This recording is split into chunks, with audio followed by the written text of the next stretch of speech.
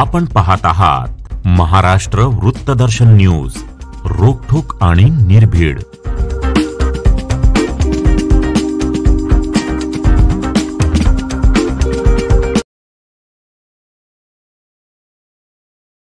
नात्यातील अल्पवयीन मुलीवर अत्याचार करणाऱ्या आरोपीस 20 वर्ष सक्षम 22 वर्षाची शिक्षा ठोकण्यात आली आहे। जिल्हा व सत्र न्यायाधीश DS हातरोटे यांनी ही शिक्षा सुनावली आहे। वासुदेव उर्फ रोहित दादासो चव्हाण असं शिक्षा झालेल्या आरोपीचे नाव आहे। मिरजेतील समतानगर, माणिकनगर आणि ख्वाजाबस्ती परिसरात 2021 साली आरोपी रोहित चव्हाण याने आपल्या नात्यातील अल्पवयीन मुलीवर अत्याचार केले होते। मुलीवर अत्याचार करून मुलीच्या आजीला आणि वडिलांना जीवे मारण्याची धमकी आरोपीने दिली होती। याबाबत महात्मा गांधी पोलीस ठाण्यात गुन्हा दाखल करण्यात आला होता। न्यायालयाने आरोपीला 22 वर्षीय सक्षम कारावासाची शिक्षा सुनावली आहे।